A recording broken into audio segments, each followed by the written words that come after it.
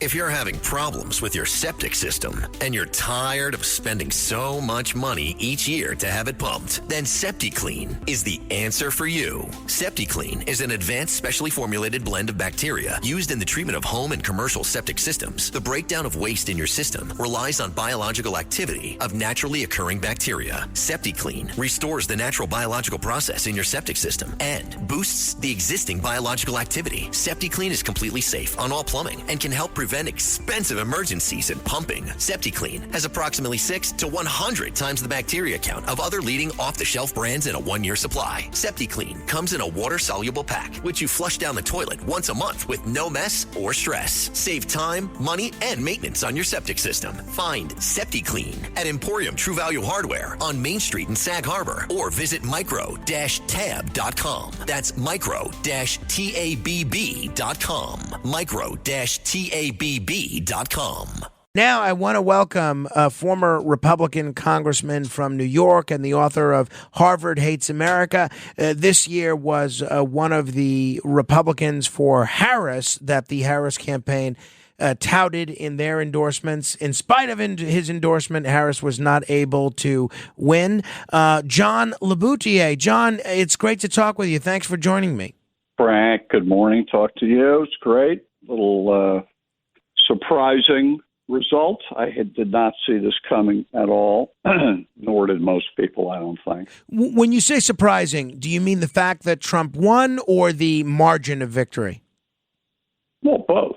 I didn't see him taking every one of these 7 battleground states like this. And it began last night. As soon as the polls closed and the first results started coming in, the same pattern in every state. Trump jumped out to a lead and never gave it up. And I didn't see that coming. He's enormously controversial and basically unpopular, but he won anyway. So there's something in our people who were really agitated and wanted him. And the polling showed this thing to be very close. Mm-hmm. It is close, but not really, because it leaned towards him in every state. So, for people that are unfamiliar with your perspective on this year's election, fill folks in. What led you, a lifelong Republican, to feel so strongly that Harris would be a better choice than Trump? Do you feel that there were specific qualities she had that Trump lacks, or was it really more an anti-Trump vote from your perspective? I was anti-Trump. I was originally one of the 36 former Republican congressmen who were for Biden. We were Republicans for Biden. Then came that debate. And obviously he dropped out, and we all said we'll stick and go for Harris. As I don't want Donald Trump as president. I'm not going to hide that. I don't think he's a good man, and I think I don't even think his first term. I think it was bad. That's why he lost that term at the end of it. Well, a lot of people have suggested, a lot of kind of Trumpian Republicans, that maybe the Republican Party has shifted to a place where guys like John LeBoutillier don't necessarily fit in anymore. A question for you about the future and the present of the Republican Party and its values.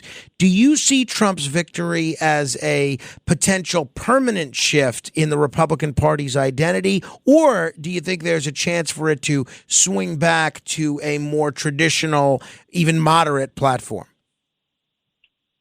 Well, I forget moderate. I'm a Reagan conservative, and the other 35 Republicans for Harris Congress people with me are all there. They're all like Mickey Edwards from Oklahoma.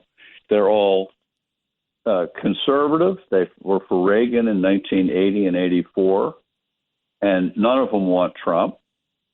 And moderate, they're not. They're conservative. Trump is not a conservative. Trump's a populist. And that is the Republican Party today. He's the Republican Party. His supporters are it, not us. And no, I don't think that Republican Party, the Reagan-era party, will ever return. I think this is who the Republicans are. They've won the Senate and the White House. That's how it's going to be for 4 years anyway, and I don't think there's any going back. As a Republican who crossed party lines, do you think the Democrats could have done something differently with Harris's campaign? Was there something they missed in appealing to the middle or undecided voters or even Republicans? All last night as the returns were coming in, I wrestled with two things. One is maybe the country isn't ready for a black woman president. This is the second woman candidate nominee, Democratic nominee, out of three, the last three, Hillary and her. They both lost. They both lost to Trump. You want to bet they're going to nominate a woman again anytime in our lifetime? I wouldn't bet on it. Mm-hmm. And or the other animating issue was illegal immigration, which has affected every community in this country, infuriated people, left, center, and right, and was just sitting there unattended, and that may have been the animating issue. And it wouldn't have mattered who the Democrat was. Biden's a white guy. She's a woman of color. Maybe it wouldn't have mattered who they ran. It's that issue eating away at the fabric of society. And I don't know which it is, but something was driving this. And Trump spoke to it, and the Democrat did not. So it sounds like, other than maybe issue emphasis on illegal immigration and border security, it sounds like that you think maybe there's nothing that the Democrats could have done differently with Harris's campaign. Yeah, I'm not sure. I don't think there really is. I mean, she was a decent candidate. She didn't make any mistakes. There wasn't an incident that took place like James Comey reopening the email investigation that you could trade. There wasn't any of that. The polling was pretty positive towards her and all the credible polls. And I heard nobody predict this. Nobody. One of the things that we've been hearing consistently from Trump is that he's now going to open up all the files related to the John F. Kennedy assassination, open up all the files related to the Martin Luther King Jr. assassination. If there's stuff about UFOs, he's putting all that out there. You've been very consistent for 44 years, maybe more, about how the United States abandoned American POWs left behind in Vietnam. And basically every president since Nixon has failed to publicly acknowledge that that occurred, that there were American POWs left behind. Understanding the fact that you're a Trump critic, is there any part of you that while Trump is on this transparency tear, that is hopeful that maybe Trump will at least acknowledge that American POWs were left behind in Vietnam? No. And I have actually talked to Trump in Trump Tower 40 plus years ago about it. He did nothing when he was president about it. He denigrated the POWs when he said that day about McCain in the summer of 2015 when he was already a candidate. McCain, he's no hero. He was captured. My heroes are the ones who didn't get captured. And to me, that's the worst thing Trump's ever said. American POWs get shot down are heroes and captured. Any POW on the battlefield that gets captured.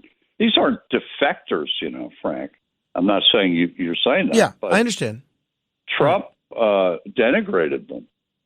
And I have no faith he'll do anything. He didn't do anything for those 4 years. As for those other conspiracies, he didn't really do much about them during his 4 years either, about revealing. He as I recall, declassified a little bit about the Kennedy assassination. So did Biden, by the way. But then they had other roadblocks to releasing that stuff. So there's still a lot that hasn't been allowed to come out. No, I know. And he's saying it's going to be different this time around. We'll see what actually happens. On the world stage, a lot of allies, even adversaries, were uncertain about Trump's foreign policy. What are your concerns, if any, about how Trump's presidency might shift America's role to the world stage? Well, I think that's the most devastating part about him winning is this is a guy who's a bro. He's got a bromance going with Vladimir Putin. And I fear what's going to happen here is that Donald Trump and Vladimir Putin are going to allow the Russians to march into Kyiv and wipe out Ukraine. I feel Donald Trump is going to ruin NATO or pull out of NATO or somehow put the United States at odds with our allies in NATO, all of which is going to serve the interests of Vladimir Putin, which was always my biggest reason why I couldn't take Trump, is what in the world has happened to the Republican Party that stood up to the Soviet Union? We now are kissing the rear end of a KGB dictator in Vladimir Putin. And I don't get it. John, that's not the America or the Republican Party I want any part of. You're speaking for a lot of people. I think we have a politically diverse audience, a lot of Trump skeptics and critics that listen to the program. And I think they're listening to you and saying, yeah. Speak to those people. Do you see any reason to be optimistic or hopeful in terms of the next 4 years of a Trump presidency? I don't. No, I am not at all optimistic or hopeful. I'm extremely disappointed. I'm disappointed in my fellow Americans for this outcome. And I think they've made a terrible mistake. And now I think they disliked Harris. They disliked the Democrats. Okay, I get that. That's why I'm a Republican. I'm not a Democrat. But this is a Republican, so-called Republican, that's, to me, unacceptable. Well, on that upbeat note, John, I know you had a late night and an early morning. I appreciate you checking in with us. Let's do this again soon.